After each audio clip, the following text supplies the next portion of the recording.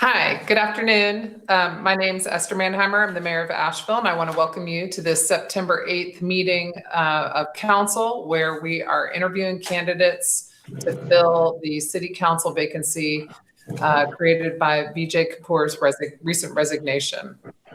All councils participating virtually, same with the interviewees, and we have some staff participating virtually as well. We're streaming live on our engagement hub, our virtual engagement hub, which is accessible through the virtual engagement hub link on the front page of the city website. We also have an option for the public to listen live by phone by dialing 855-925-2801 and entering the code 8804. We're also broadcasting live on the city's YouTube channel, Charter Cable Channel 193, and on AT&T Uverse Channel 99. So for those of you out there, welcome. I'm getting a little bit of feedback, so if anyone needs to mute who hasn't muted their themselves, go ahead and do that. I think our first interviewee just had to drop out here and will probably rejoin us in just a second.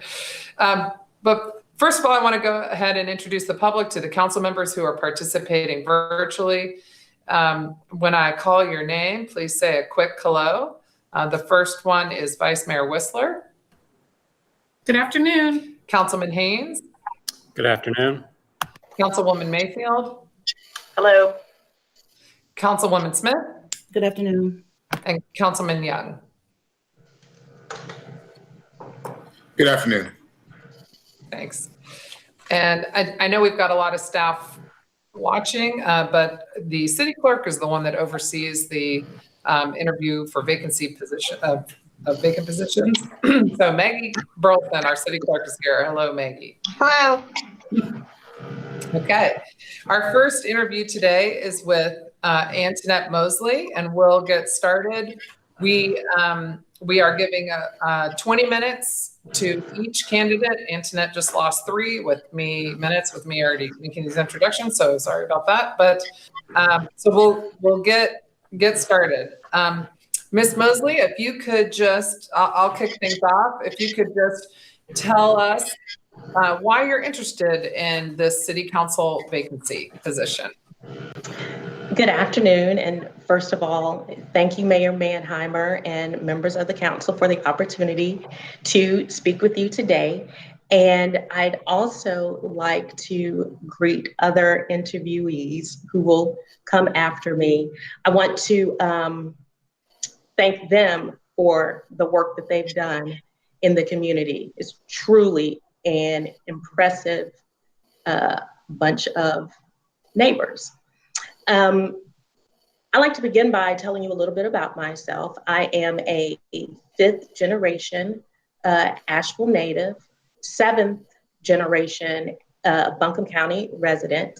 I come from a long line of individuals who have sought to improve our community. My mother was an educator in the Asheville City School system for more than 30 years, and her calling was to assist, in particular, young Black students who desired to go on to college.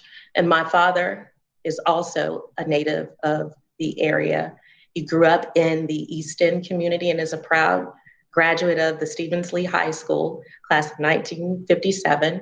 And after that, he matriculated to the historically Black university, Shaw University in Raleigh, North Carolina, where he was among those who founded the Student Nonviolent Coordinating Committee. And as a result, he had the opportunity to work alongside John Lewis and other college students who really sought to move us forward as a nation. Shortly after that, he began pastoring throughout the state and wound up back home in Asheville, and he pastored for 43 years the Nazareth First Baptist Church. I say all that to give you insight into what motivates me. I am a blend of a family that values education and also values community service. With that in mind, when I was 5 years old, my parents, along with other religious leaders in the community and educators, decided that I would be the one chosen to racially integrate what was then the St. Eugene Catholic School, now Asheville Catholic. And then I went on after that to attend the Asheville School, North Carolina Law School. And then my practice immediately included representation of the Martin Luther King Jr. estate, victims of domestic violence, and just a plethora of people harmed by our systems. I also have brought that role with me back to Asheville, and I have represented those who have found themselves on the short end of the stick. I said all that to say the reason I'm seeking to fill this position is I have a long history of desiring to advocate for those who aren't able to advocate for themselves. A minute ago, because I was trying to decide if I wanted to discuss a more personal matter, which ordinarily in an interview situation I would not bring up, but I am a recent cancer survivor. And one thing I know for sure, when you find yourself in a situation where your life depends on things, you have an opportunity to reevaluate, and you start thinking and realizing that you have a finite amount of time to make a difference. Between that, coronavirus, a racial reckoning that we're in the midst of, I feel called. I feel called to advocate for my neighbors. I feel called to be a voice for those who often find themselves voiceless. And my analytical skills, along with my compassionate side, I think melds well for this moment and this opportunity.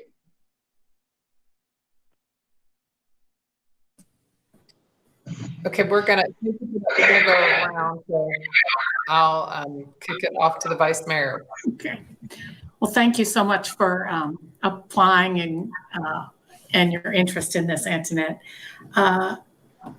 As I told you and every candidate who actually reached out to me and wanted to talk to me, I gave you 4 questions, and I told you I was going to ask you one. Unfortunately, if a candidate did not reach out to me, they didn't have that opportunity to see the questions ahead of time. So I'm going to ask you, and this is kind of a compound one, but you have seen these questions. How many hours a week do you expect to spend on city council business, including meetings of council, meetings with constituents, meetings as liaisons to commissions, meetings of council committees, reading and responding to emails? How did you come up with that estimate? And how will that time commitment fit into your current commitments? Vice Mayor Whistler, thank you for the question. In my professional career, I've spent a lot of time constraints. I estimated that it would take about 15 hours per week, understanding that that commitment may fluctuate. I came to that conclusion based on some personal knowledge. I have often attended or viewed council meetings. So I anticipated every other Tuesday, at least 2 hours. And frankly, hours before the meeting, getting ready for the meetings, because if anyone who's ever been in a professional environment can tell you. It takes a lot of time to make something look like it didn't take a lot of time. So I on the African American Heritage Commission, and I currently serve on the Vance Monument. So recognizing that each of those takes a couple of hours. And what I also did was look through the committees where the previous councilman, and I added all of those together, and I came up with around 15 to 20 hours a week. How do I make that happen? Because that's a lot of time. I am one of these insane morning people. My day starts at 4:30 every morning. I know. But I find that when I get up, okay, I won't. But for me, it's a great time to get work done, a great time to focus when the rest of the world isn't quite so busy. And you know that life is full of multitasking opportunities. So I bring my ability to multitask with experience of working 70-hour weeks, billing. So I figured it out, and that's what I'm anticipating.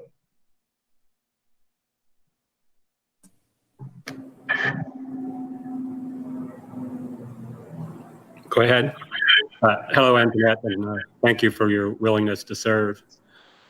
Later today, Council will be presented with recommendations from the hotel development study the city was required to do in order to justify the hotel moratorium approved by Council.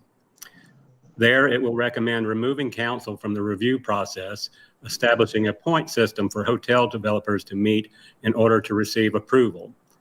With all the debate still going on as to whether or not we should resume building new hotels at all, and with rule changes that will most certainly result in the immediate return of hotel development, do you think that removing council review from hotels at this point in time is the right decision? Thank you for your question. One thing I didn't mention in my intro was that my very first job was, when I was a teenager, was at the Grove Park Inn. I started there as a hostess, later went on, worked my way up to become a server, worked in the concierge area, the busing area. And I say that to say I have a great appreciation tourism in our community.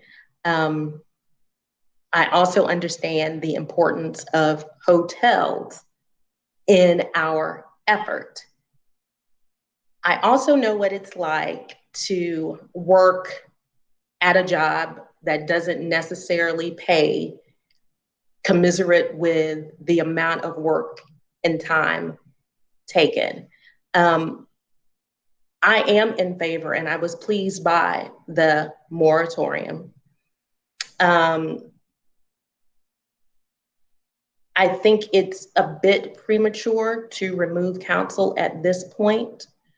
I believe further discussion would be needed, primarily because we now find ourselves in the midst of a pandemic, and everything necessarily has to look different. And I don't think in the grand scheme of what's best for our community, that taking an opportunity to pause would be unwise. Thank you. Are we going alphabetically? Julie, you're next. Yeah, and council, we do have to wrap this one up in 5 minutes. So if we don't get to everybody, then I think what I'll do is pick up where we left off in the order that we went in with the next candidate. Okay. All right. Hi, Antoinette, and thank you for joining us today. So your application and those of others focused very heavily on the current issues of the day, racial divide, policing, the budget, things like that. City Council spends a lot of time, we are spending a lot of time on those issues, but we also spend a lot of time on a lot of other issues. So tell us what other issues you view as priorities and that you would want to focus on if you were appointed to council. Thank you for that question. And interestingly enough, for me and from my perspective, I believe one of the questions on the application mentioned, what do you see as the top priority needing to be addressed at this moment? And my response was racial equity, in particular, equity in general.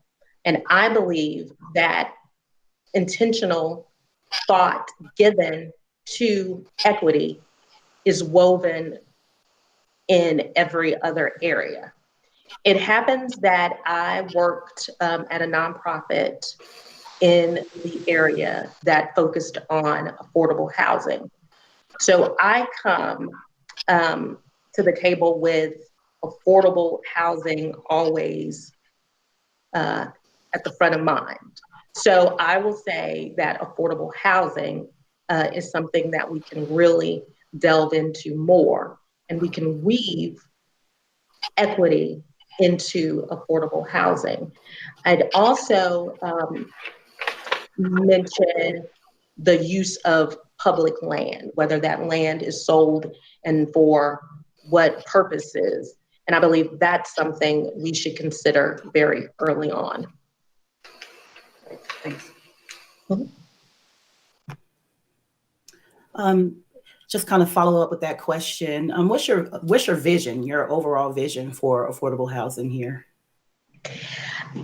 My overall vision relates, quite frankly, to being as intentional about turning back the effects of urban renewal and redlining, being as intentional as in rectifying those situations as our government was in setting motion.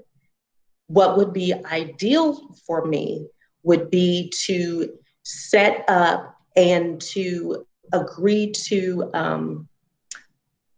affordable housing projects that not only benefited a few people of color by providing a place to live, but I would also love to see affordable housing being used as a way to, as a means of economic development. I believe we need, in addition to affordable housing, just a greater housing supply. And my vision would be within, say, the next 5 years, places that were historically Black communities, we're starting to see those come back. Thank you. Okay, we have a minute left. All right, so I got the minute question. If you had a crystal ball and could foretell the future, where do you see the state of the city of Asheville in the next 2 years while you're serving? I love that question, and I hate that it's only a minute. But again, I see Asheville moving towards a step closer to that 2036 vision. I see notions of things suggested in the reparations moratorium actually being put into play. What I envision is that I'll be able to tell both of my goddaughters that things are getting better. We're not quite where we need to be, but we have leadership in place that is committed to doing what is best for all of the citizens. I want our home to be a place, I want neighbors to feel as lovingly towards our city as tourists feel towards our city. And my goal would be to put in the work to make sure that that happens. Okay, thank you. Okay, thank you. So I'll say this now. Okay, everybody mute. I'm getting all kinds of feedback. We will be voting tonight on this first thing on our agenda. So everybody stay tuned. But we're going to move to the next interviewee. So thank you very much for participating. Next up, we're going to talk with Zakia Bell Rogers, and I hope I said your name right. Yes, you did. Thank you. Good. All right, Miss Bell Rogers, I'll kick things off. And again, I'll ask you the same question. If you could just tell us a little bit about why you're interested in this vacancy appointment. Well, thank you so much. Greetings, Mayor, Vice Mayor, City Council's persons, interviewees, and to all of those who serve and live in the city of Asheville, North Carolina. Thank you for this great honor on today. It is just an absolute honor to have this opportunity. As just a regular everyday person, this feels amazing. So just being here is amazing for me. To tell you why I want to serve on City Council, I must tell you how I became a member of Asheville community. Asheville has been my safe haven since March 21st, 1995. As a young girl, I experienced childhood domestic violence. And on my 15th birthday, my mother passed me a black trash bag and told me to pack what I wanted. And it was the first time I ever heard of Asheville. And what I was told and what I experienced were two different things. I was told that there were real mountain people, like in the movie Deliverance. So I was terrified coming from Mississippi to Asheville. But what I found was an oasis in the middle of mountains, beauty that I could not explain as a 15-year-old girl. I lived in the helpmate shelter for over a month and a half with my mother and my two siblings until that Mother's Day when we moved into our first apartment. As I navigated through the systems of Asheville City School and at that time Blue Ridge Mental Health, Asheville became the arms that held me and my family. So they helped me start this journey. So me wanting to be on council is because I owe it to Asheville. Asheville has been my voice. Asheville has been the place I always come back to. Asheville has been my peace. From homeless to homeowner, I have a great range of personal and professional knowledge and experiences and love to share with our community and with those who are around me. During this great time where we're facing a pandemic, financial woes, and also upfront confrontations around racial issues, I feel that I have been called to lead and to be a voice. I have been called to be a liaison between people who look like me and people who don't look like me. I feel like I've been called to be an ear, a shoulder, and a keeper of my community. And that is what I want to offer to City Council.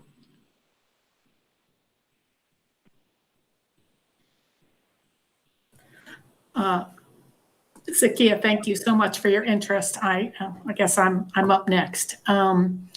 So can you tell me how many council meetings you've attended or listened to during the coronavirus from the beginning to the end for the last several years?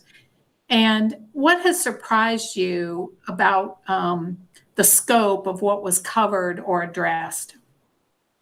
I cannot give you an actual number of times I have listened to front to end, because usually I have been, during the pandemic, I have been taking extra shifts at the shelter because we've been short staffed and we have a lot of people who are what you call sensitive to the virus. And so I have been taking up during this time, actually taking shifts that I usually do not work in the shelter.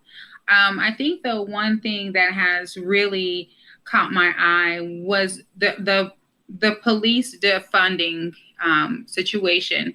I understand the levels that it takes to address a matter so great, but I also understand the history of police in America. And so once you understand the history of policing in America and understand the cries of our community, I think those decisions should always go into, those decisions should always be thought carefully, not only with your heart, but with history and what your community is asking for.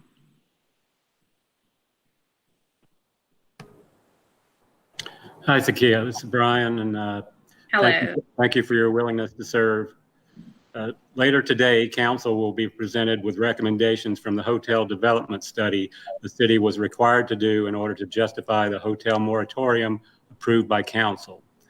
There, it will recommend removing council from the review process, establishing a point system for hotel developers to meet in order to receive approval.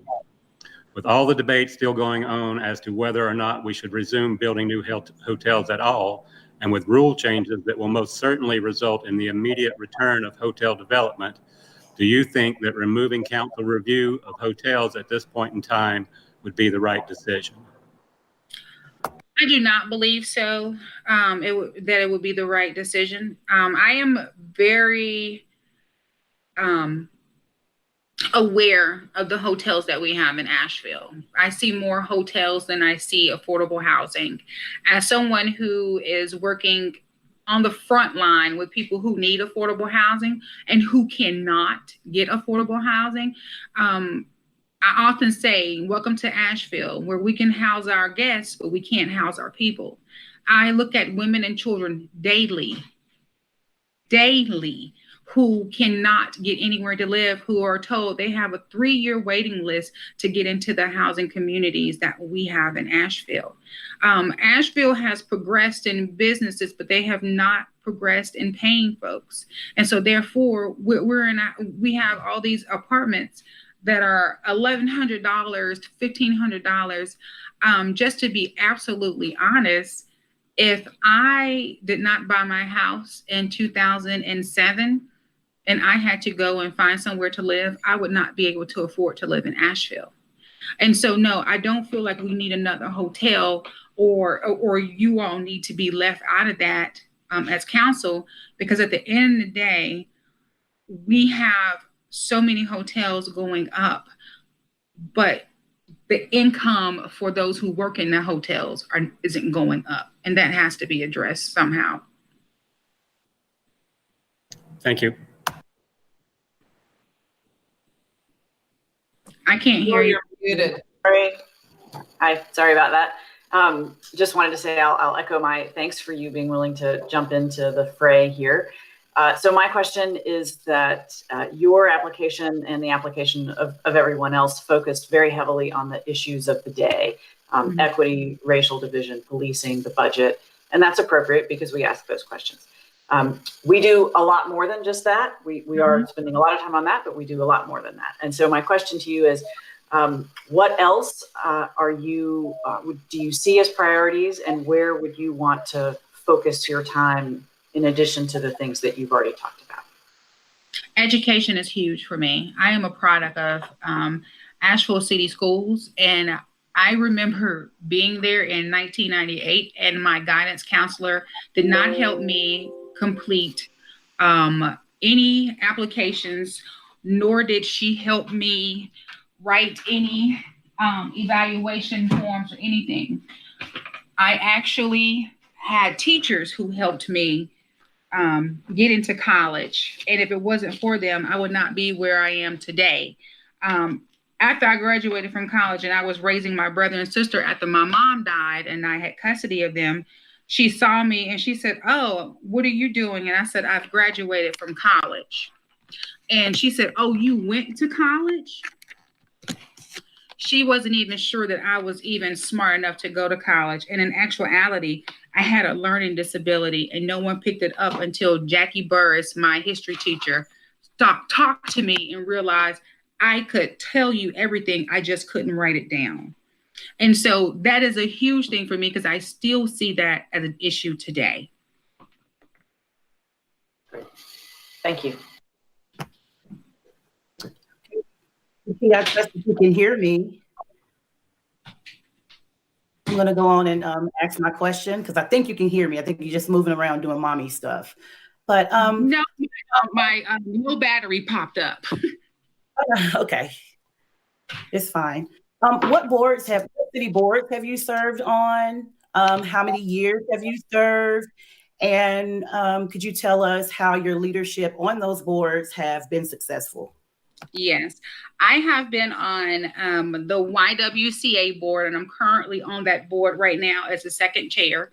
I have been on the Building Bridges board, and I did that for 3 years. I have been on the Different Strokes Performing Arts board, and I am a member of Alpha Kappa Alpha Sorority Incorporated, and I've been a member of that organization for 19 years, where I have served as president, vice president, secretary, Hodikas, or greeter in multiple, and then also scholarship lead chair.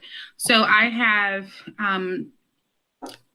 always had an opinion, been known as feisty, because I'm going to say exactly what I feel, but I'm not going to make you feel bad or anything like that. But I'm going to say it because I think voices are important to hear. And not only am I going to share, I am going to listen. I'm the type of person, I don't listen to give you an answer. I listen to hear what you're trying to tell me and understand what you're trying to say. So have you served on any city boards or commissions? I cannot remember the city board that I was on.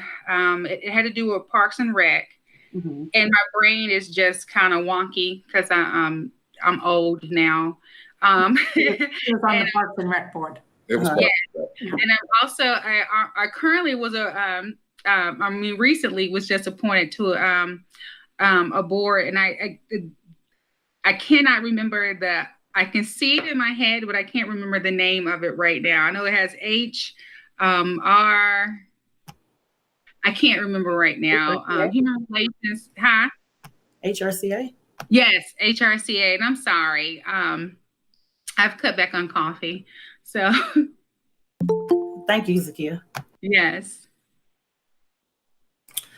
Hi, Zakia. Hello. A classmate of mine, and I actually remember that same guidance counselor, because that same guidance counselor told me I couldn't go to college either.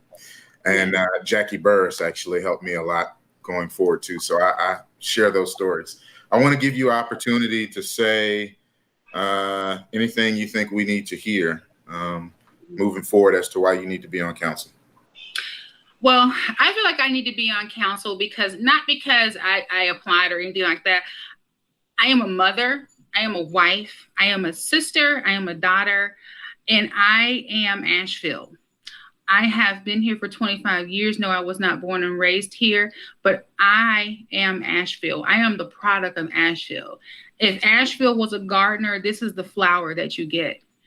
I believe that Asheville is small enough that we could blueprint something so amazing that we could go out and teach other communities how to be as great as we are.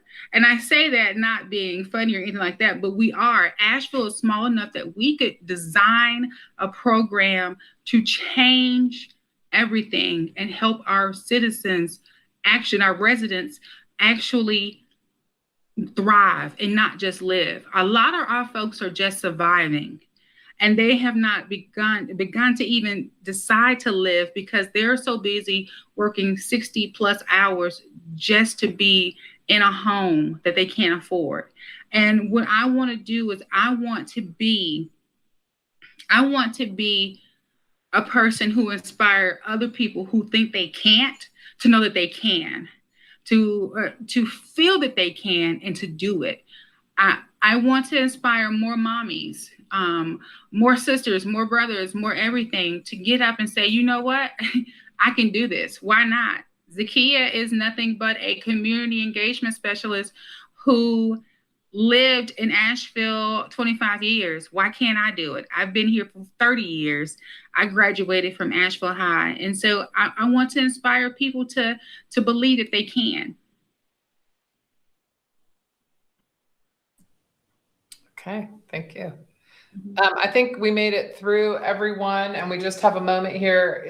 Does anyone else have a question they'd like to ask before we move on to the next interviewee. I'm just looking at the schedule. And candidates, if you're on this Google Meets and I can't see everybody on my screen, please make sure your camera is off until it's your turn to be interviewed. Thank you.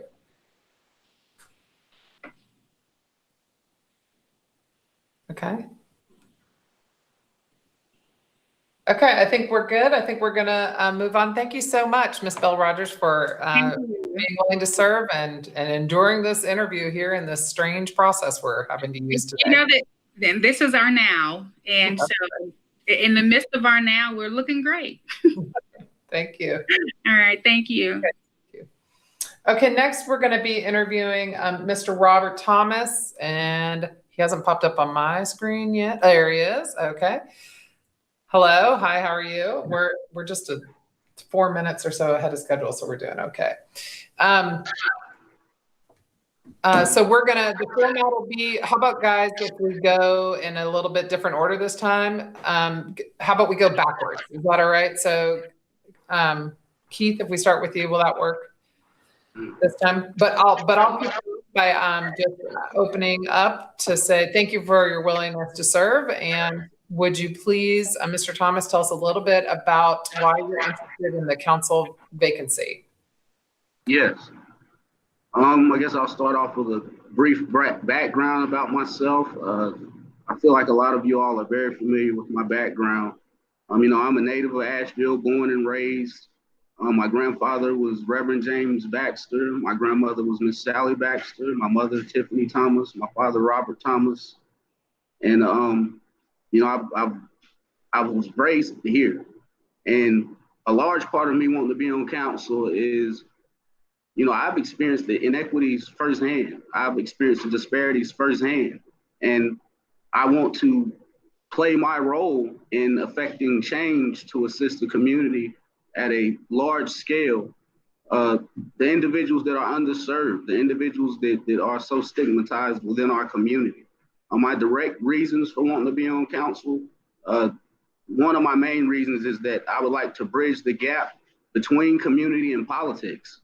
I would like to be very involved and engaged with the community while serving as a council member, directly on the ground, inside of communities, still attending the meetings that I attend currently in this moment and discussing and figuring things out with community instead of for community. Another one of my reasons for wanting to join council is I'd like to set a precedent for individuals such as myself that have the lived experience that I have, that come from the background that I come from, and show them that anything is possible. Greatness is still achievable no matter where you come from and the stigmas that are attached to your name. And I think that could play a large role in healing this glass ceiling that a lot of underserved individuals have within their minds, that their background is what continues to hold them down. I would like to show them that moving forward is possible. My personal reason, more of a personal reason for wanting to join is because I got the outside perspective. I'm well aware of what you all's job entails from the outside looking in, but I want to see what that's like on the inside. I want to understand what it is that you all go through, the feelings that you have when you have the decision-making power that has such vast ripple effects to affect an entire community of individuals by the decisions that you all make. And, I just want to bring a different perspective that as of so far has not been brought to this council. One of the individuals that I look up to greatly that has achieved what it is that I would like to achieve is an individual that goes by the name of Braxton Winston in Charlotte. And he's an activist that has become a city council member and stayed on for 2 terms and is now, potentially looking into bigger things, but he's made vast amounts of change. And the key to his success, what I seen was his connectivity with community throughout the whole time and how he did everything with community. And, I just want the opportunity to see if I can fulfill a different part of my life purpose by coming into this role. Okay, so that's sort of Young. Ooh, that's lovely. Good afternoon. I will give you an opportunity to kind of continue on and ask you what would be an asset? How would you be an asset to this council? I'd like to say, that's extremely obvious. The perspective that I bring, I've heard people ask me, how would I represent an entire community and not just the Black community, right? And it's like, if you look at the things that I do, they do, to whereas the racial divide is not our biggest issue. It's more or less classism. And there are a vast amount of people of all races within Asheville that are affected by the same systemic issues that I go up against every day. And I'd say my most important asset that I would bring to council is, one, my connectivity with community and my how I currently engage community at all levels. And two, my direct experiences, to where I am not an individual that would be looking to, advocate for things that I have not directly experienced. I would be advocating for change for things that I have directly experienced, and to assist individuals with overcoming these systems and creating new structures and policies that affect the community on a large scale. And, bringing justice into some of the situations that we have experienced as an entire community here and helping to heal. So definitely the biggest asset that I bring to this council is literally my lived experience, what I've went through, the individuals that I connect with. And that is the underserved population. That is the individuals that are getting paid minimum wage. That is the individuals that have the stigma behind them of their past. That is the individuals that comprise most of Asheville. Most of us here get paid under living wage. And those are the individuals that I would like to be assisting to uplift their voice within council, to get behind their voice and bring their voices more to the table, more to the forefront. Those that are most vulnerable and most impacted.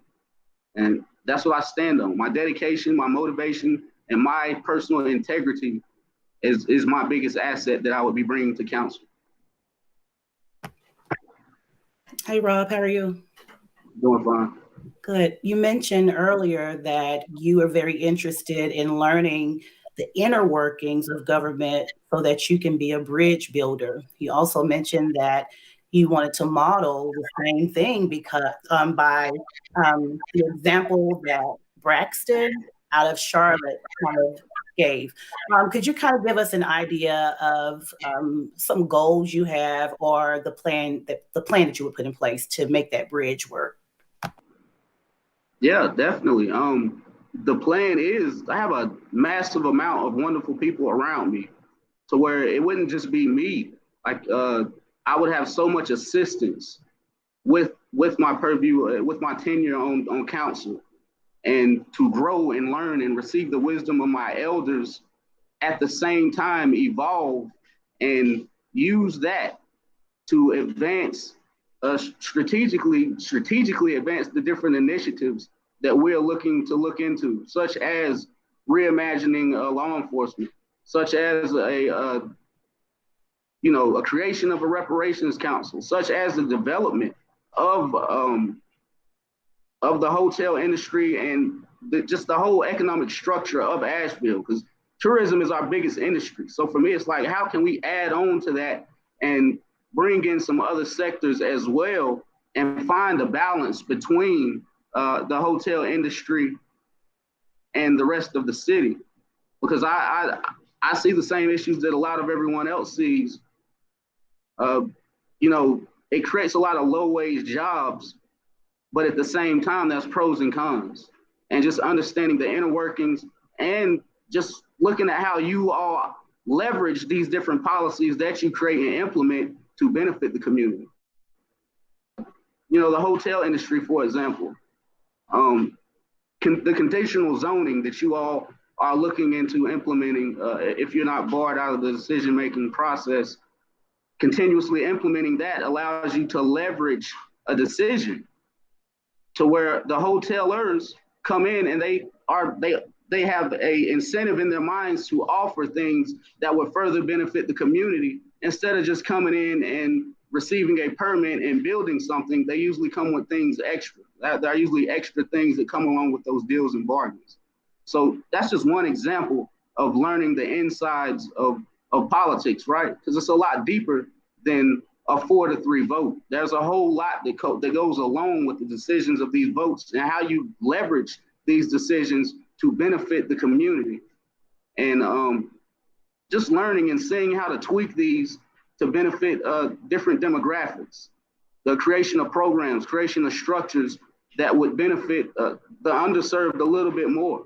And then connecting those things once they're created to the community and creating a specific amount of awareness that the individuals that, bridging that gap in between community and the policies to where the individuals in the community are aware of these different things and now they can take advantage of them. Because I see a large issue with resources that are available and awareness of these resources being available within community. So that there are several different issues that I'll be looking to see how to create change and make things better.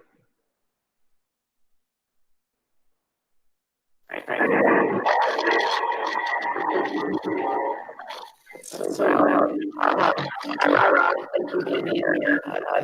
can't understand you, Julie. My voice doing that thing, guys. Julie, your audio. Right. Somebody else go, and I'll come back in.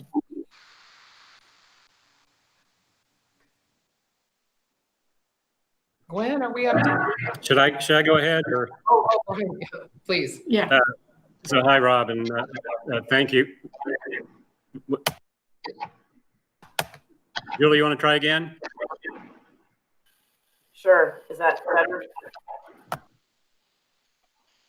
Is that better? Okay.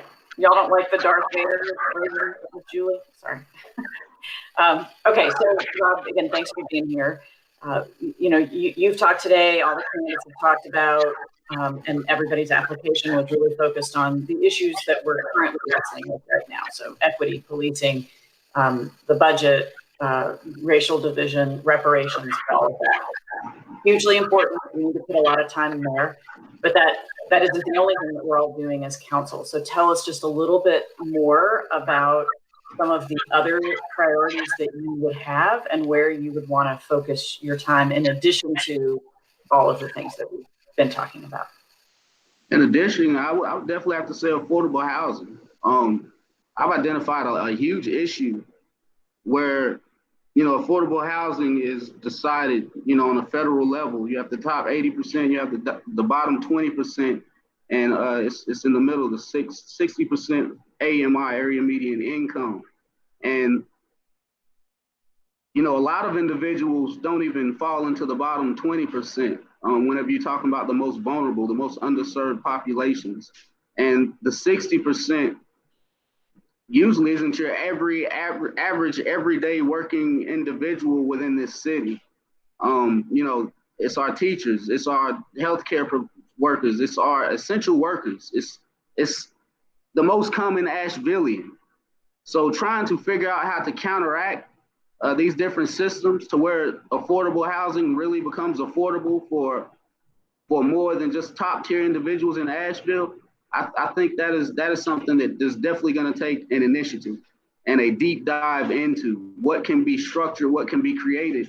Because as it currently stands, you can't change the definition of the equation and formula that is used to produce affordable housing. So I see affordable housing stamped on all types of things when it's not really affordable for the average Ashevillean. Thank you. Okay, I'll try again. Hi, Rob, and thank you for being willing to serve. My question for everyone has been around the hotel industry, and you've sort of already gone there. So I'm going to quickly read you my question and see if you want to further address it. Later today, council will be presented with recommendations from the hotel development study the city was required to do in order to justify, I lost my screen. So with me, the moratorium approved by council. There, it will recommend moving council from the review process, establishing a point system for hotel developers to meet in order to receive approval. With all the debate still going on as to whether or not we should resume building new hotels at all, and with rule changes that will most certainly result in the immediate return of hotel development, do you think that removing council review of hotels at this point in time is the right decision? Of course not. Obviously, from my previous statement, it gives the power to be able to leverage decision making to where you can get the hotelers to give additional things to our community that benefit our community. You can get them to come to the table with ideas around, affordable apartments within their units, or different things that benefit our community, such as investments. I could see a large amount of power being lost with council not being at the table on these discussions and situations. I could potentially see the hotel industry coming back in full force and then some, because right now they have an incentive to bring things to the table that further benefit the community outside of this hotel that they're building. If you take that away, then you go back to what we had years ago, where you have individuals that would be building hotels based off of specific criteria, zoning, and I just don't see that same leverage being able to be used within a point system. And that kind of worries me. It also makes it harder to regulate the amount of hotels that are being built. So I see that not being an effective solution to what we currently face. If anything, things need to be built up around what you already have done to assist our community within the hotel industry, and not taking things away, not taking tools and systems that allow you to leverage these decisions. Thank you. This is Gwen Whistler. Mr. Thomas, thank you for applying. Really appreciate your interest. So you've touched on this a little, but I guess I'm going to ask you to get a little more granular. Over the last several years, the residents of Asheville have expressed concern over the concentration of the service industry, primarily tourism, in the city. There is tension between residents and the tourism industry. How would you specifically suggest City Council help to heal or reconcile this tension? Transparency. That's probably the top thing that I would always recommend. I've had meetings with you all council members before, and that was the one thing that I spoke on within that meeting as well. Bring a full understanding of how everything economically impacts the city that we call Asheville, and identifying with community where we can and should grow at. And that can't be decided by me or one individual. See, what would I advise? I would say looking into different sectors of economic development, and also empowering additional community members to take advantage of the tourist industry that we have, and not in the ways that are so commonly seen as taking advantage of that industry, such as hotels or things of that nature. Business development. That is probably what I would look into as far as rectifying that situation. And this is definitely off the top of my head, but yeah, I would say business development would be a wonderful thing to look into, to rectifying that situation so that we can expand our economic floor. Thank you.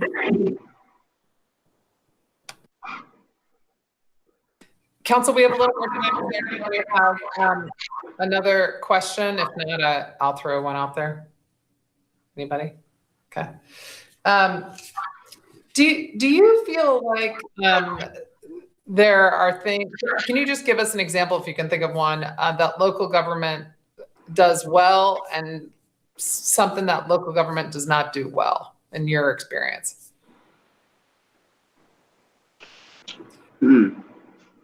Something that local government does well, I think, is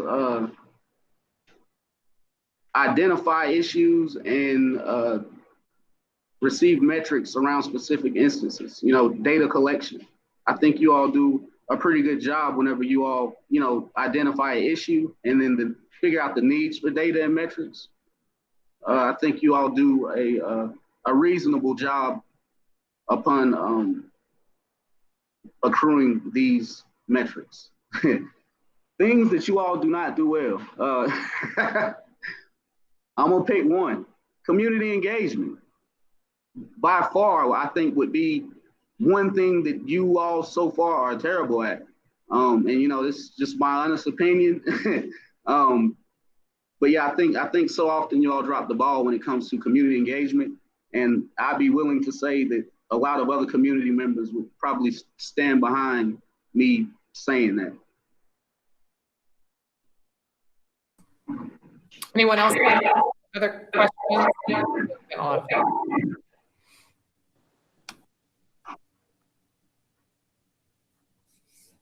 Anyone? Is my thing clear, or are you getting a lot of feedback when I talk too?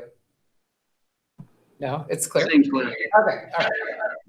Okay. I think we'll go ahead and move on to the next candidate. And I just want to tell you that we appreciate you applying for this vacancy and being interviewed today. So we appreciate it. And I'll say again, we do plan to, as you can see on our agenda, we'll be voting on this vacancy appointment first thing at our meeting this evening. Thank you for having me. Thanks. Okay, we have Pratik Bhatka, and he is, I think I just saw that he joined. Pratik, are you on here?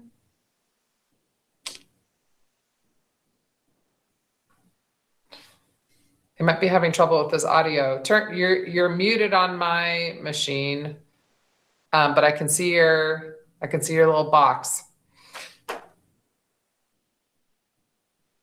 Are you there? Ah, there we go. Okay. Are you muted still? Yeah, unmute yourself.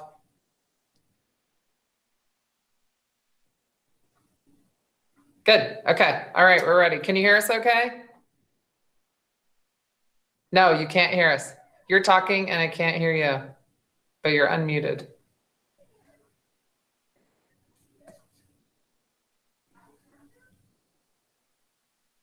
Okay, he looks like he just left. He's probably rejoining, try to figure that out.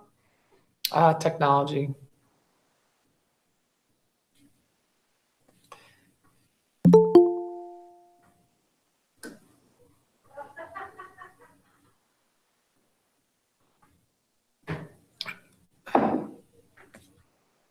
Okay, is it working now? No? Okay. Let me do this. Do you want to try to work on your connectivity issues and we'll go to Rich Lee, who I think is on here already? So Esther, it could also be that his microphone isn't working. His speaker is clearly working because he can hear us, but Pratik, maybe your microphone isn't turned on somehow. So Pratik, can you hear us? Give us a thumbs up if you can hear us. So that's not a thumbs up. That's just you talking. Can he hear us?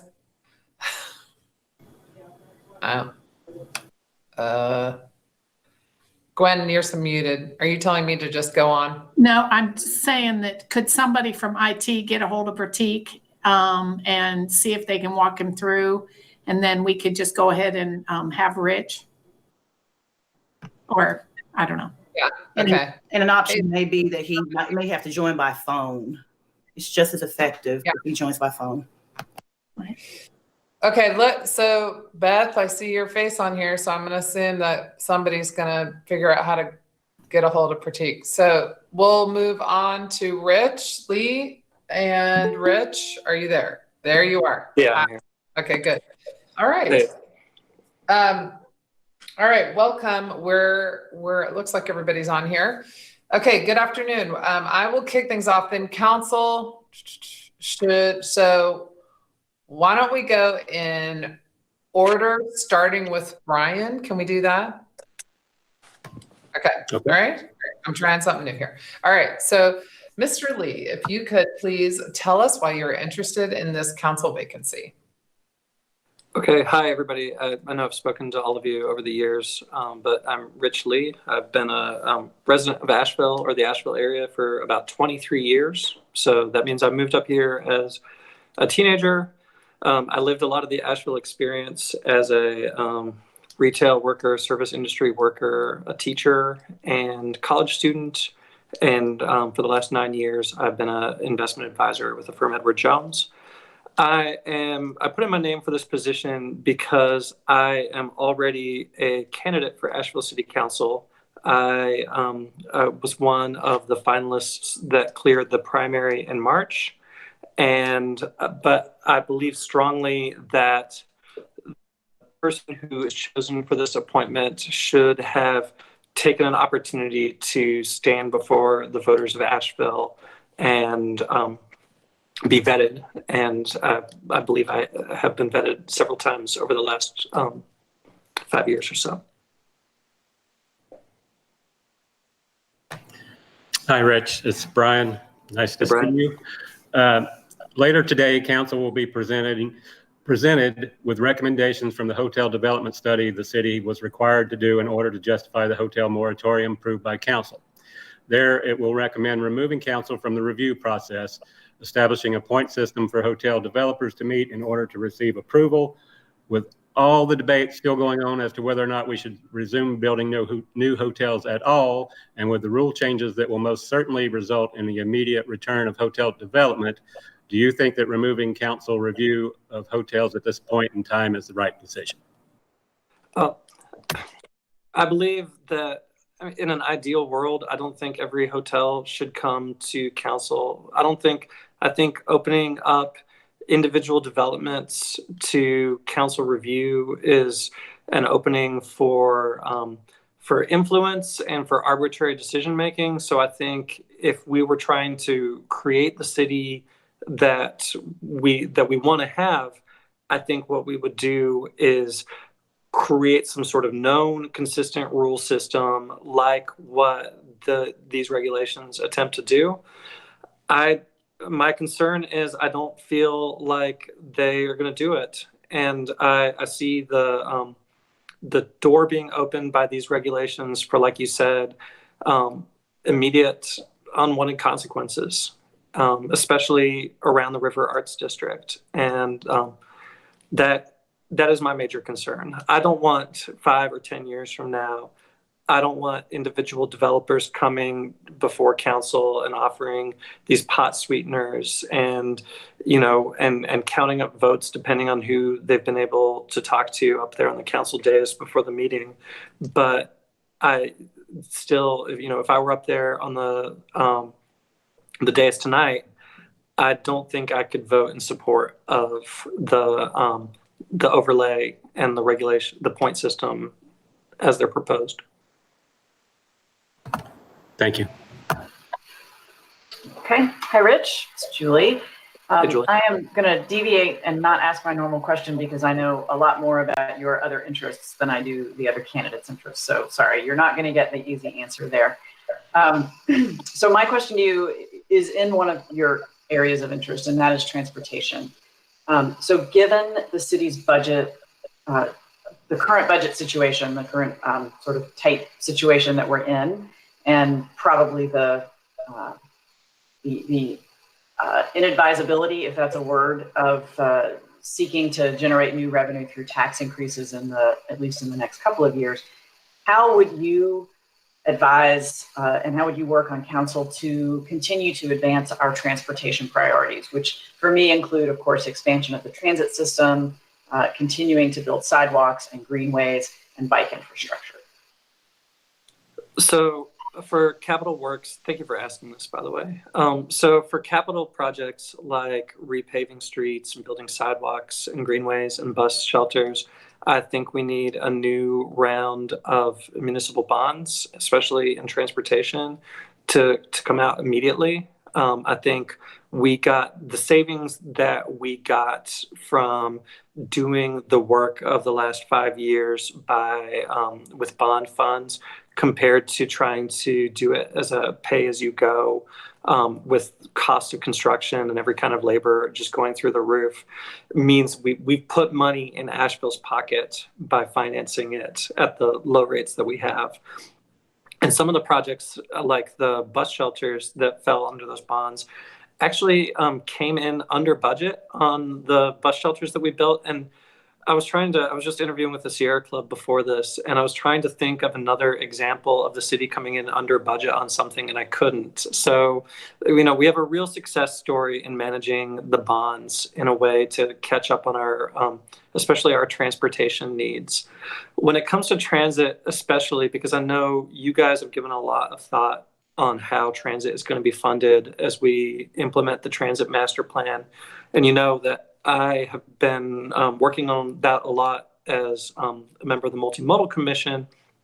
I think we need the county to start to chip in. And I think there's a really strong potential to have county funds contributing to the transit, to our transit system, whether that's in exchange for extending bus lines outside of city limits, which I think needs to happen in the near future, or whether that's just recognition that city residents are county residents too. And a major city service that is used by county residents every day is not seeing its share contributed by the county.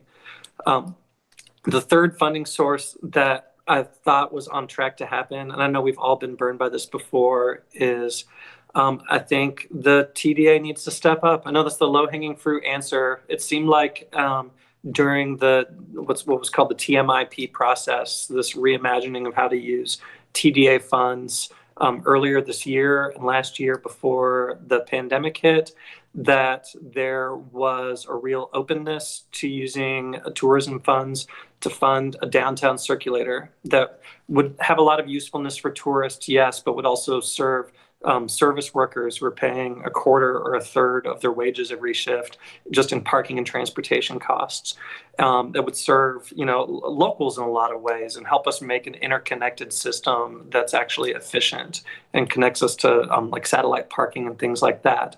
It seemed like there's a lot of openness to that, and I know the tune has changed since the shutdown, but if I were appointed or elected in that 2 years, I would love to flesh out a proposal for a real TDA contribution to transit. Hi, Rich. How are you? Hey, I'm good, Shanika. How are you? Pretty good. Pretty good. This has been a very turbulent year, and in the fight for racial justice, allyship to the Black community has kind of changed. So, because the stakes are higher. So my question to you is, how would you say that your allyship to the Black community has transformed this year in light of the pandemic, in light of the death of George Floyd, and the era that we're talking about reparations for Black Asheville? Sure. So like you said, the stakes seem a lot higher this year. And I know for Black community members, the stakes in a lot of ways have always been this high. It wasn't 2020 that Johnny Rush got chased by Asheville police officers and beaten on a street just about a block from here. Other incidents of police overuse of force and police violence, and even just the day-to-day citation of people for what they call homeless crimes, like trespassing and such, which disproportionately affects our community of color because Asheville's homeless community is disproportionately Black. Those have been going on for years and years. It certainly does seem like the movement has turned a corner, and that is to the credit of here in Asheville, but also nationwide and globally, to in a lot of cases young Black activists. In the case of the Racial Justice Coalition, activists across faiths and across ages that represent a big slice of Asheville's Black community. That's to the credit of a lot of people that things that we talked about in the 2017 race that that both of us were in, or the 2015 race that Julie and Brian and I were in, that were, when you talked about things like police defunding would get you a lot of flack, have become in a lot of ways mainstream ideas now. And I can't claim any credit for that. That's to the credit of the people who put together the protest and put together leadership. I do think when I look at how my place in this is, obviously I'm not the representational choice for council. I'm a white guy, and for 400 years of American history, politics have favored people that look like me and come from my background. And that's something I wrestled with as I made the decision to run this year. Does Asheville need a white candidate? And it's something that I wrestled with when I put in my name for this appointment. And when I saw that, of the 6 people to make the short list, 5 of them are people of color. And so I guess the way I come down on this, to answer your question, is, I was reading this article this morning about George Mitchell, the former U.S. senator who got tapped to lead the Northern Ireland and UK peace accords, what became the Good Friday Agreement. And he was a guy that didn't have any connection to either side. He's Arab American, and he was a older white statesman.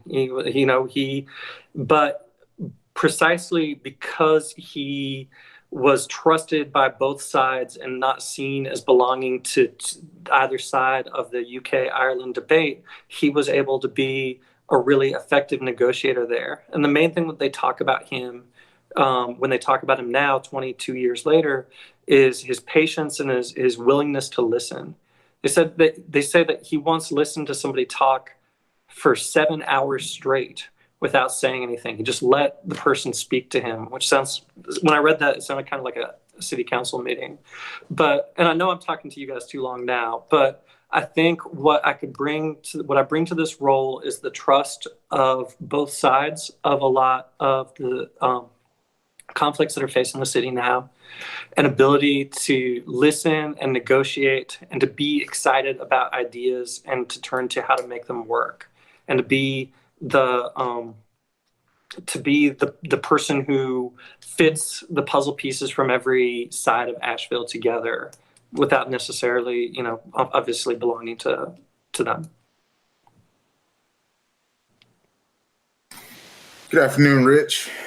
Hey, Keith. I want to give you an opportunity to just kind of add anything you think we need to hear before we leave out of these interviews, anything to make your case for being on council, or just anything you want to add. Sure. So I know this has been reported, but if I were to be appointed, I would still run for election in November.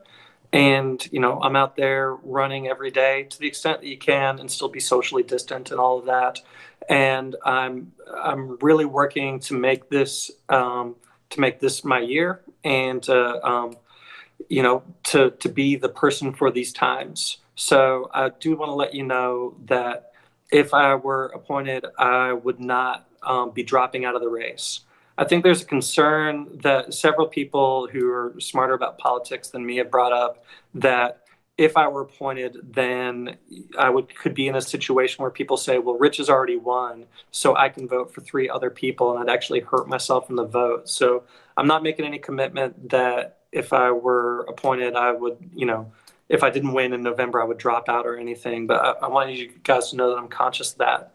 I think if that would put council in a position of having to do this again if I won, and I would urge that you let it be known that the 4th place winner, if I were appointed and win, or Sandra were appointed and win, that the 4th place winner in the November election would get the vote. I think that's the fairest way to have it be a vetted representative of the people that's gone through all kind of the political process.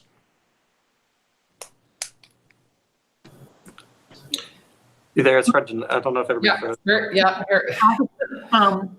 So I have a question. So Hi, Rich.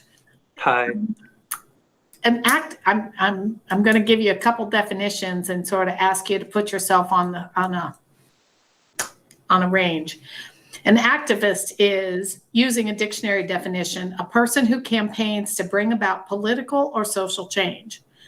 A legislator, using a dictionary definition, is a person who makes laws, is a member of a legislative body. If an activist is 1 and a legislator is 10, where do you think a city council member should be on that scale? And where do you think you are on that scale?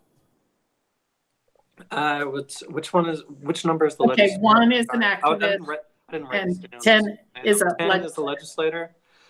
I mean, so I think that the oath that you take, I think, as a city council member is to be 10s that will take the ideas and activism or passion of the activist and turn them into a community-wide policy. I think there's a responsibility on city council to think of unintended consequences. And I know that in the 3 or 5 years, depending on which class you guys are in, that you've been on council, I know that you guys have faced lots of decisions that seemed like they made sense, and seemed like easy calls that blew up in some way. And it reminds me a lot of, my work that I do in my professional life is mostly about considering the risks, not just the rewards. And so when somebody comes and says, for example, let's defund the police department by 50%, which is an idea that I support in my heart, and my natural inclination is towards, city council doesn't have the luxury, I guess you'd say, of making a decision from passion on that. You have to consider, what if we decide to do this and there is a spike of crime? Well, a crime spike affects a poor community of color more than it affects a suburban white neighborhood. You could unintentionally bring consequences on people that the aim is to protect. And it's difficult and it's naughty. And I'm not saying, naughty like having knots in it, not naughty like, improper. I'm not saying, and, a lot of the activists that I know in Asheville, to their credit, are thinking that through and they're very, very, I think of like Vicky Meath from Just Economics. I think of, the reparations resolution that Rob Thomas worked on. And there's a lot of really smart people that are working through the pros and cons of everything. But at the end of the day, the buck stops with you guys.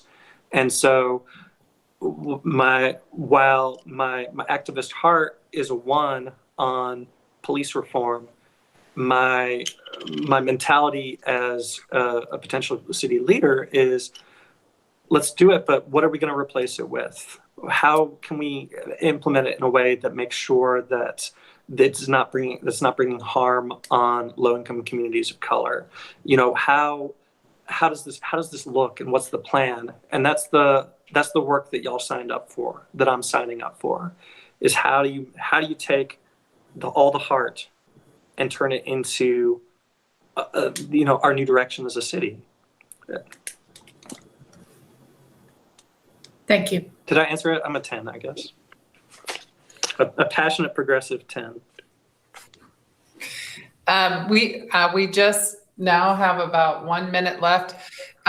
Rich, if you could, just in closing, just for the public watching, can you just mention the boards and commissions you've served on over the past several years? I don't think that came up yet during this.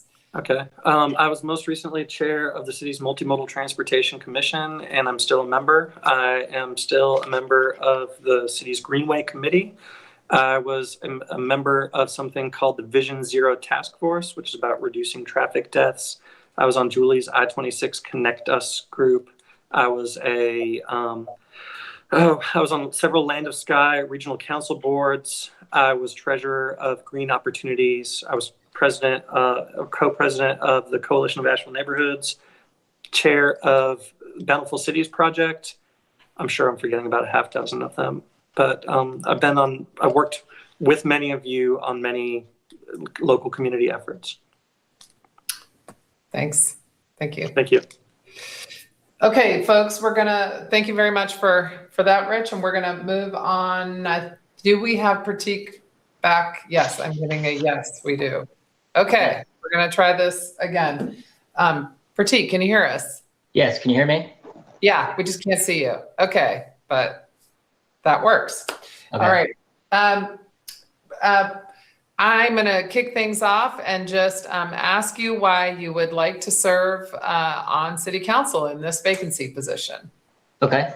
Thank you for having me. I've come before you guys before, and many of you know me. I'm a hotelier. Yes, it's probably a four-letter word right now in our community, but nonetheless, I never got into politics. I ran for city council 2017 without any notion of political, Democrats or Republicans or anything like that. I wanted to serve because I wanted to make my community that I grew up in and my kids grew up in and currently go to make it a better community. And that's with everybody. I mean, there's so much diversity here in Asheville, with visitors, with the people that live here, everybody, growing up. I love the community that Asheville is. I love the fact that you can go downtown, you can go on the outskirts, you can go in the county. And I personally have felt that I'm welcome everywhere I go. Whether, like I said, whether it's downtown, if I go to a brewery, if I go to, a hole in the wall restaurant, I feel, welcomed everywhere. But the reason I wanted to join was to make sure that, the fiscal spend of the city is warranted for all the members of the city of Asheville. I'm sorry, all the residents of the city of Asheville.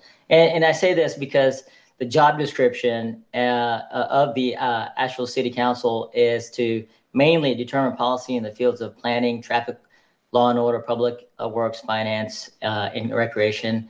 And, I grew up in the business, started from basically nothing with my parents, grew up, do housekeeping. We still do housekeeping today at our mom and pop's motel. And in that area, I have learned a lot of different types of things that we need to do in our businesses to make sure that, number one, we stay in business, we keep our staff happy, we make sure we take care of our staff, and make sure that we're responsible and fiscally sound in our operations. And I want to bring that to the city of Asheville with my experience. Okay, thank you. Let's next go to the vice mayor.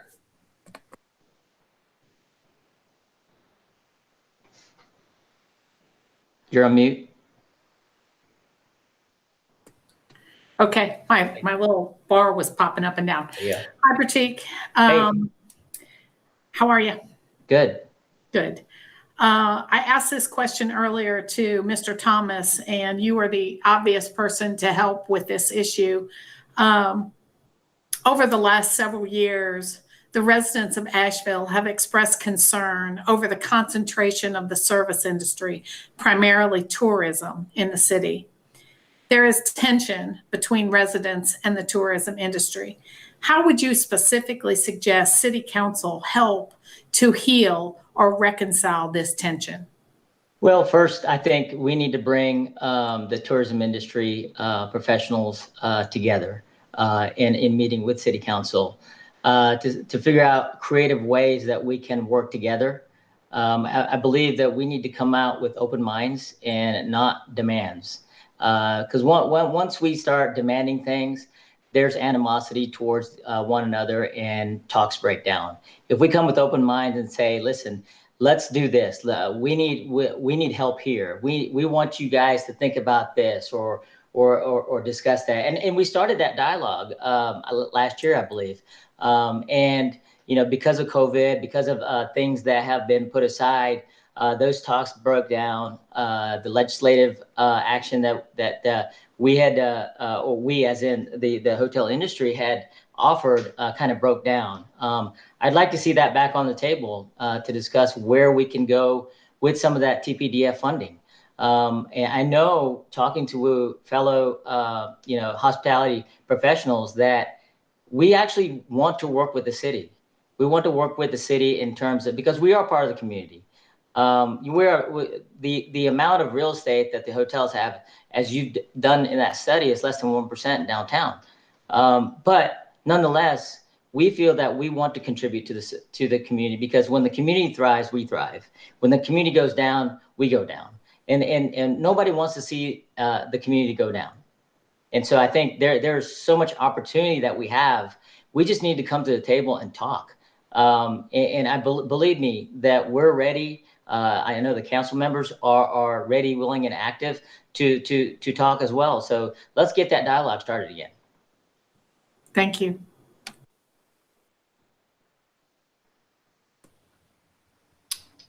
Brian, I think, are you able to? Is this me now? Hi, Pratik.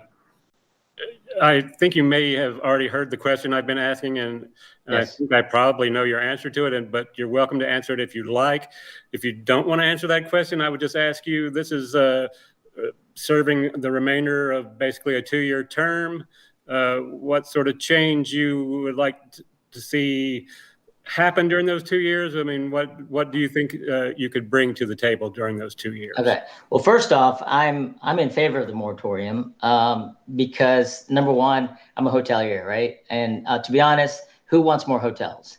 At the same time, I respect and I understand and I agree with Rich's answer, and that is, if we start singling out individuals to say, it's going to be subjective, then you're putting politics into the equation. And once you start doing that, then it becomes, backdoor deals. Let's get this done. Who's offering this? Who's offering that? And I think, in terms of set out the rules, and these are the rules you must follow.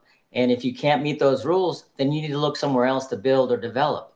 As long as we maintain consistency across the board in terms of development and not singling out, let's say, a restaurant industry or a hotel industry or office or apartments, then we have a legal stand to not be sued as a city, as to saying you're not isolating one industry versus another, and somebody can come along and say, hey, you guys are targeting this industry and it's not fair. I don't know who that person is. You'd be hard pressed to find somebody in Asheville who loves Asheville to do that, but somebody may come from out of town and with deep pockets and say, you're not doing it properly. In terms of what I think I can contribute to tables is, I know lots of hospitality professionals here, and we like I said to Gwen, we want to work with that city and make sure things are done properly, systematically, and fairly. When the whole the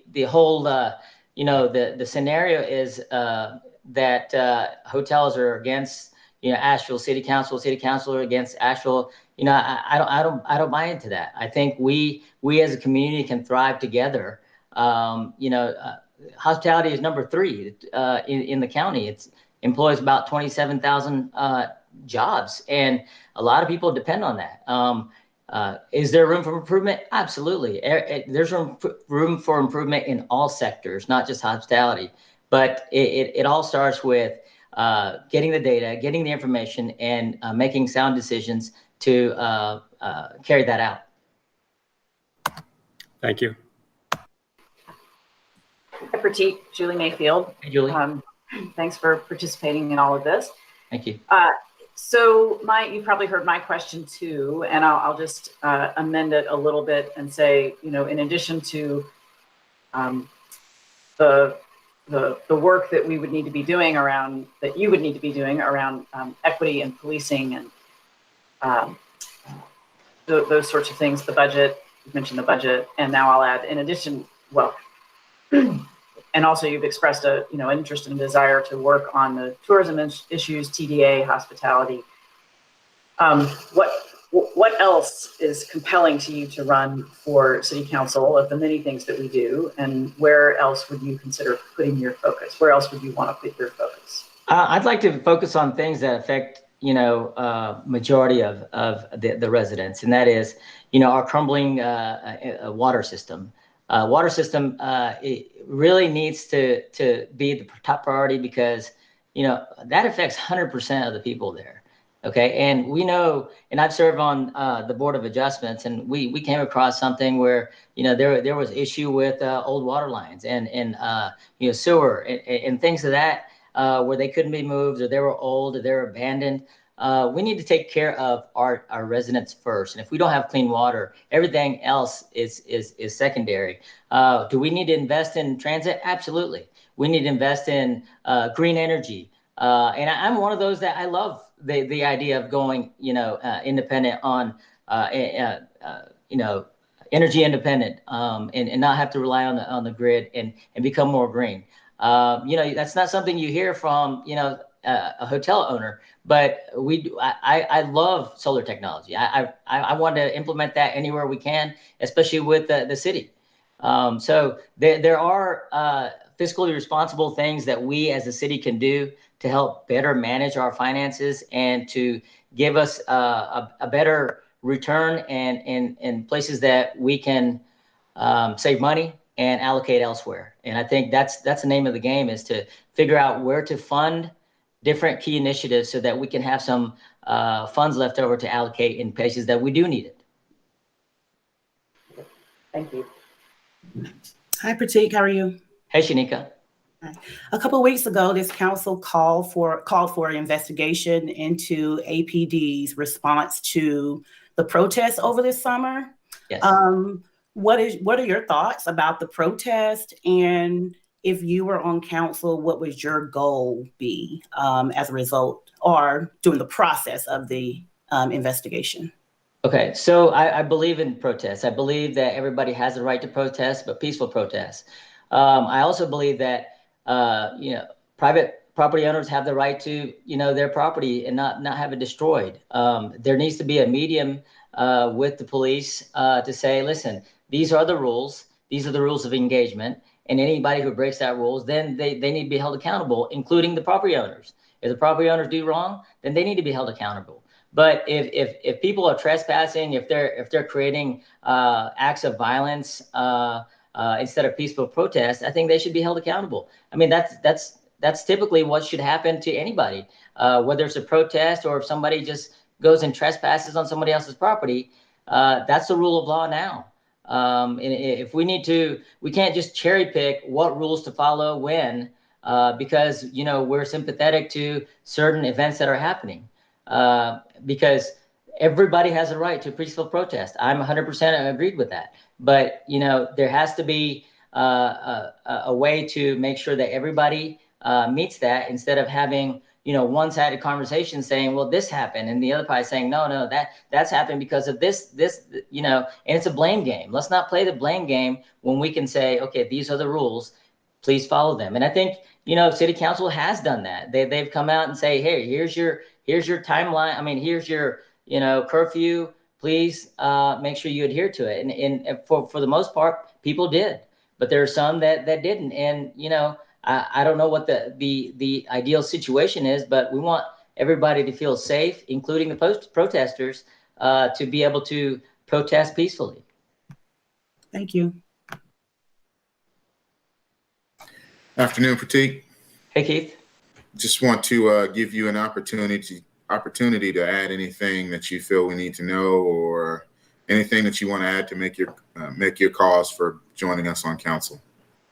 I just I don't know what else to say except I'd be willing to put in the time that you guys have put in and sacrificed for the city, for the folks that rely on you, look up to you as leaders.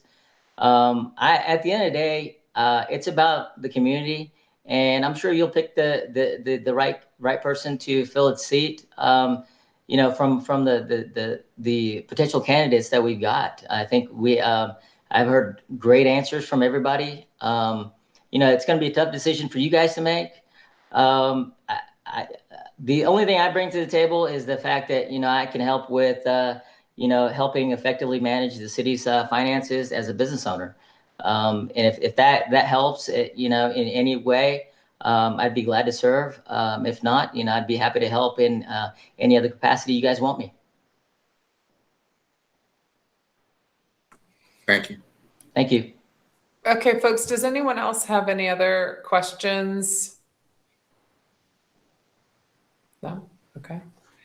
Okay, we've got a little bit of time. Staff, let me just say thank you, Pratik, for being willing to serve and going through this interview process, and sorry about the technology issues.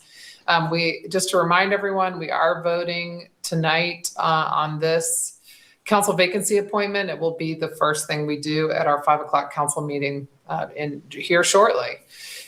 So thank you very much. So we'll move on to our final candidate, Sandra Kilgore, and I'm just looking here at my list to see if she is on yet. Do we know if she is on here? We are 4 minutes early. Oh, there's Miss Kilgore. Hello, how are you? There's Miss Kilgore. Hello. Hi. There's Miss Kilgore. Hello. Hi. There's Miss Kilgore. Hello. It's gonna echo.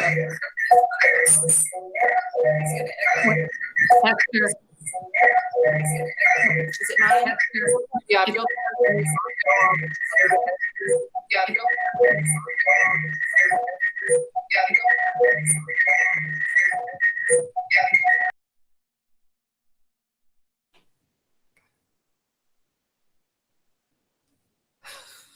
Keith. There was a feedback loop. Okay, I saw you took care of that. That was good. Okay. Can She you can unmute herself if it's okay, if it works. I don't know. Yeah. Sandra, if you have the feed up on any other device, make sure it's muted. You want to try again and see if the sound is working? You're muted right now. Can you unmute? You're muted right now. Can you unmute?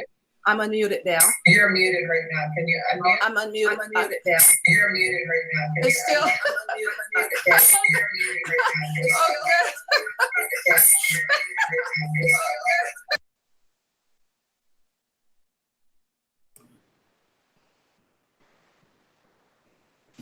Do we have any IT folks that can help her? Esther, you're muted as well. Do we have any IT folks that can help her? Esther, you're muted as well. Do we have any IT folks that can help her? Esther, you're muted as well. Do we have any IT folks that can help her? Esther, you're muted as well. Do we have any IT folks that can help her? Esther, you're muted as well.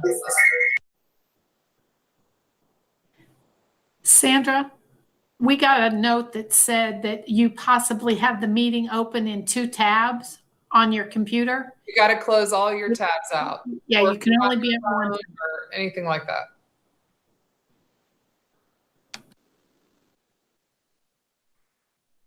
Is she talking to somebody?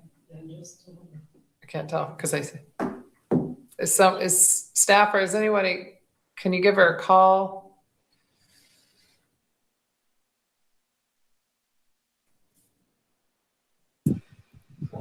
Okay. Ah, there we go. Okay. It was me, guys. Okay. All right, great. How's everybody doing? Good. Good. Thank you. Okay, well, I'll kick things off. Let's see, but a little bit of housekeeping here first. Should we go in reverse order this time? We'll start with Keith after me. Okay. So Ms. Kilgore, if you could just tell us a little bit about why you're interested in this council vacancy. Okay. I'm interested in serving on council because I really believe that things can be a lot better for everyone in Asheville. I tell people when I was growing up here, I felt things were, let's see, what could I say?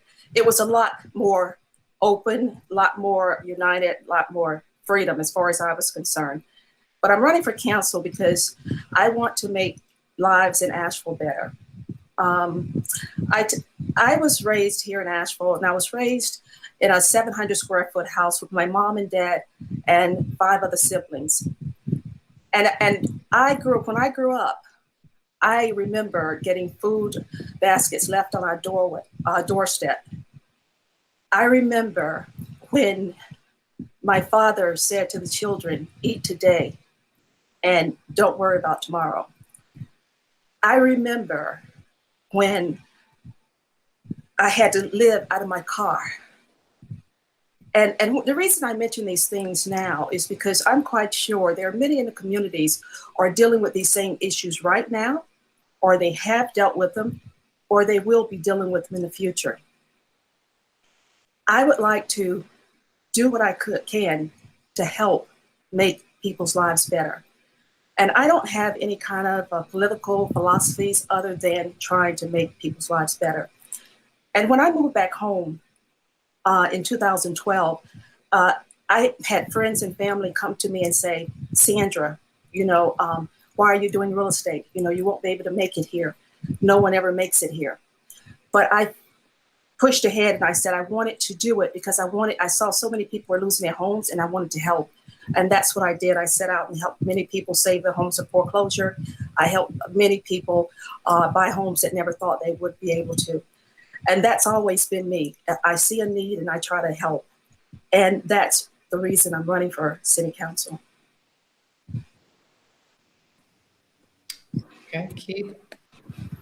Hey, Sandra, I just want to give you an opportunity to fill in the gap, say anything you need to say to make your case for being on council. Okay. Well, I see a lot of issues around the city that I feel that I could be effective in. And one of those is affordable housing. That is an issue that everybody seems to talk about.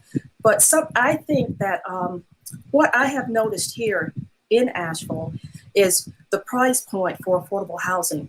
Most of the people that come to me, they basically can afford a payment between $750 and $850. And so $750 and $850 translates into a property of about $120,000 to $130,000. I would like to see zoning regulations basically updated to more or less accommodate a more dense population of housing, so we can actually start building condos or townhomes that basically can work to accommodate this shortage in housing. And the thing is, basically, people keep saying it can't be done at that price range, but I think it can if we can actually identify city-owned property, and then we can encourage builders to build these type properties. And basically, what happens with this would be like I tell people it's a step between, because what we have here, we've got a large percentage of the low income in housing. Okay, then you have that price point, $250 or whatever for a house. Well, guess what? The price point between housing and that price, this is the underserved community. This is what we need to concentrate on. And if we can identify city-owned property, to maybe take on land leases, 100-year, 200-year land leases, where the city still owns the land, so they still are land wealthy. And basically, we can start a pattern of building generational wealth for the community, because that way they can actually start out with the property, paying $750, building up equity, taking that equity later, putting a kid through college, taking that equity, move on to a larger home, and they will be able to afford it. And the reason I said we do it with a condo type situation is because a lot of times people between the level of housing and to jump into a house, there's maintenance. If you do the condo townhome situation, you have townhome associations and homeowners associations that basically will be able to keep the upkeep, to do the upkeep for the property. And also it teaches those homeowners basically responsibility as they build on to that next level. And that's what I see as the big gap in home ownership here in Asheville. Hi, Ms. Kilgore, how are you? Fine, how are you? Very good.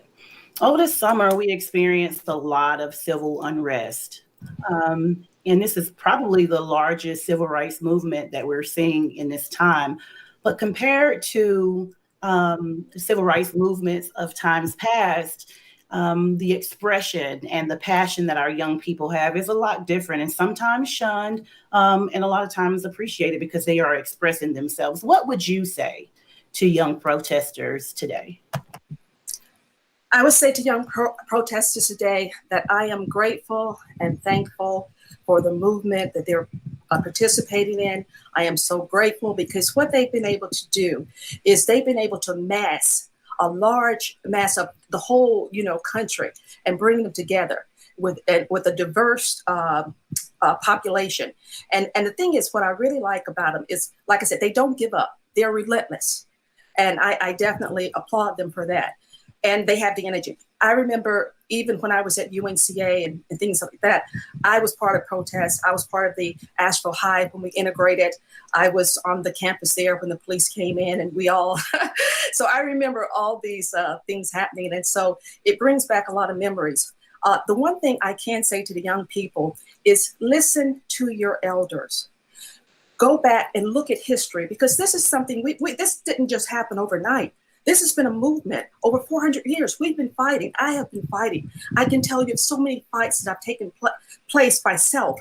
How have I fought to fight injustice? So, and I say that what they need to do is all of a sudden, now that we have the tension, go to your elders, talk to them, learn from their mistakes, and make sure that what we do going forward is something that is going to be sustainable and it's going to provide the outcome that we all would like. Because the worst thing you could do is push so hard that you get resistance, where if the resistance and pushing, then you get nowhere. And so the one thing I said, I think we really need to sit down and start talking with the younger protesters and say, okay, what would y'all like to do here? And come up with a plan. And we need all generations represented in that, because that's an important decision, because it is right now we're looking at past, present, and now we're looking at our future. And it's going to take all of us. So that's what I would say. Listen to your past elders and, work with them on this. Thank you. Sandra, hi, it's Julie Mayfield. Good to see you. So there was a lot of discussion because of the events that Shanika just mentioned in our community right now around policing and racial divide, racial division, racial equity, the budget, that sort of thing. Tell us a little bit about your vision for how those conversations might resolve. So essentially, sort of what is your vision around policing in our community and around how that intersects with our budget, and how policing can help ideally address some of our racial equity issues. Okay, when you say how can policing help, are you talking about, I'm sort of confused when you say. Let me rephrase it. So what, I guess let me go back to just the first part of that question, which is really, what is your vision for the police in our community going forward, the role that they play, how that intersects with our budget. One of the first votes that the person who is appointed tonight will take at the next meeting is voting to allocate out our budget, and that has a lot to do with the police. So just talk a little bit about that. Okay, what I would like to see done is, first of all, I'm not privy to a lot of the information that you may have concerning these issues. So maybe my answers will not sort of, coincide with what you have come up with. But I basically think there needs to be more research done. I think this is a very delicate situation. And I think that what we need to do is look at the police department and say, what are they doing that can actually be moved over to another professional as far as handling? Like, say, for instance, we can take out some of the duties that are not really police responsibilities. As far as mental health, I would like to see a mental health task force, where funds maybe are taken from the police funding and maybe allocated toward mental health care. And I'd like to see that done also as far as dealing with the homeless, because those things to me are not police issues. And I think that the amount of money, like you said, as far as the funding, if we could take that funding and divide it up and have some of the money going to things that actually can benefit the community, say, for instance, even drug professional, someone that can actually deal with handling the drug, because the drug issue here is a big thing. And the police, they go out all the time on drug calls, but yet still they really are not, really geared up to deal with the drugs. Then those are separate divisions. I think that we need to actually set up first and figure out how much of crime goes to drugs, how much crime is for mental health, how much crime, and sort of come up with a strategic plan as far as dividing the funding for the police department. And that way, maybe you may find out that, guess what? They don't need, that money because we've taken care of some of the burden and taken some of the burden off the police department. Once you've done that, then maybe we can actually talk about reforming the police department and actually getting the type of training that they need to actually become part of the community. Hi, Sandra. That's Brian. I'm going to give you the same question I've given everyone else. Later today, council will be presented with recommendations from the hotel development study the city was required to do in order to justify the hotel moratorium approved by council. There, it will recommend removing council from the review process, establishing a point system for hotel developers to meet in order to receive approval. With all the debate still going on as to whether or not we should resume building new hotels at all, and with rule changes that will most certainly result in the immediate return of hotel development, do you think that removing council review of hotels at this point in time would be the right decision?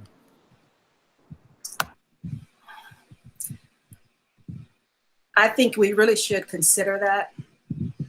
And one reason why is because if you've got a point system and you have rules and regulations that are set up, then I think it's a more equal system.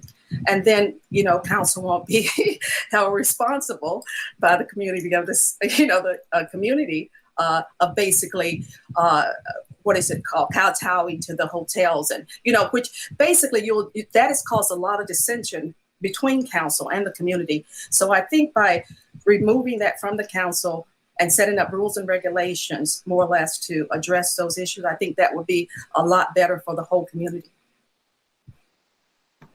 Thank you. Hi, Sandra. It's Gwen. Hi. So I asked this question earlier to another candidate. How many hours a week do you expect to spend on city council business, including meetings of council, meetings with constituents, meetings as liaisons to commissions, meetings of council committee, reading and responding to emails and texts? How did you come up with that estimate, and how will that time commitment fit into your current commitments? Well, and this is a week, right? I would say easily when 25 hours a week, I could see that I would need to be able to take care of those responsibilities. And basically a lot of that time will be out basically meeting people in the communities, because the one thing I'm big on is I find that if people just talk to each other and we can discuss, issues, I feel that we can get a lot done. So that to me is very important. So I would say 25 hours a week, and that'll allow me with 40 hours for business. So 65 hours a week. And pretty much I do that now. So, it's no big deal. But I do think at least 25 hours a week should be adequate.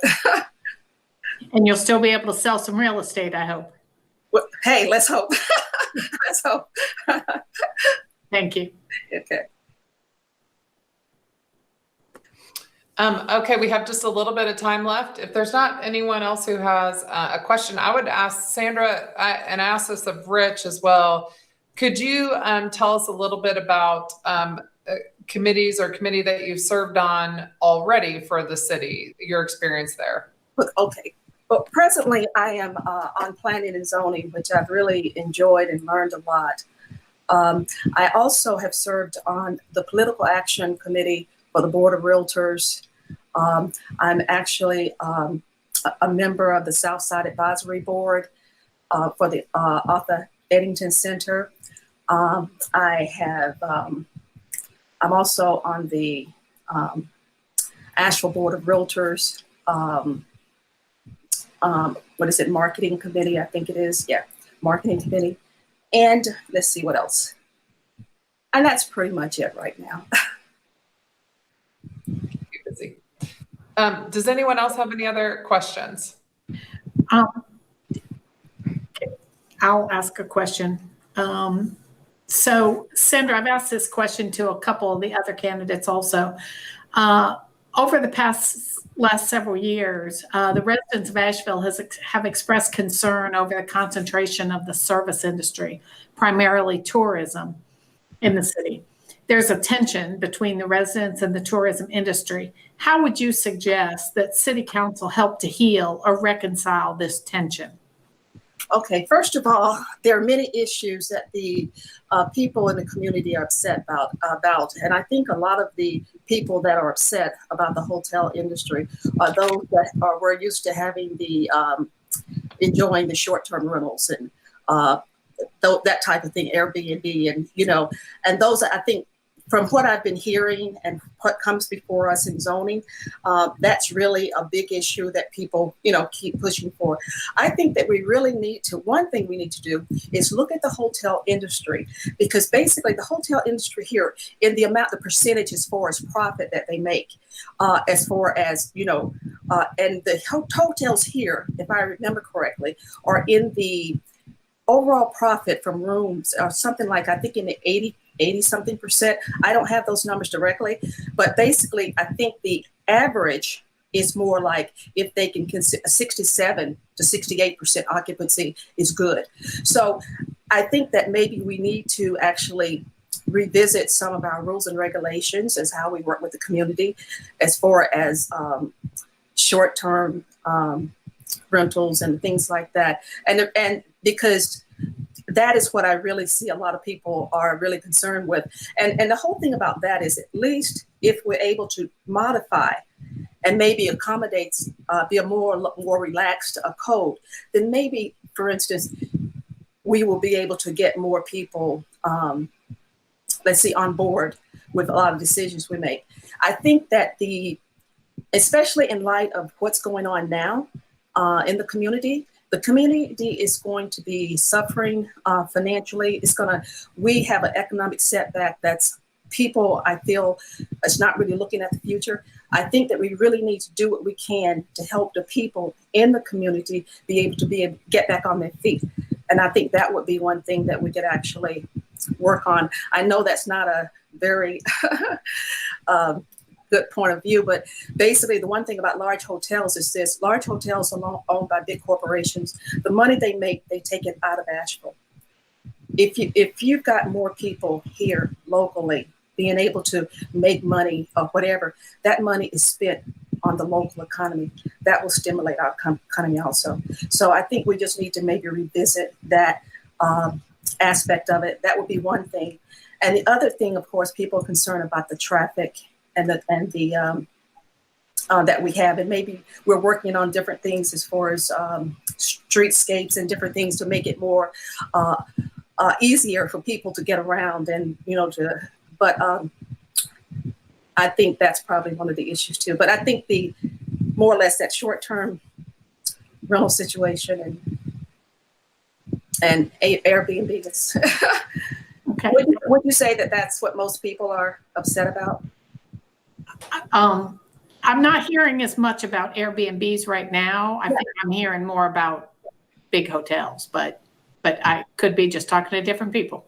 Well, the only reason I say that is because the reason a lot of people are against this is what I'm getting against the hotels, is because they feel that they're not able to make money and you're allowing the hotels to, and that's causing a contention. Does that make sense? Yeah. Yes, I understand. Okay, folks, we have run to the end of the clock here. So I would like to thank you, Sandra, for your willingness to serve. And of course, you're running for council right now, currently. So thank you for that. All right, folks, we're going to close out this meeting, and then we will reconvene in about 30 minutes for the city council meeting, where we will vote on the selection of the city council vacancy appointment. So, all right, we'll see you back in about 30 minutes.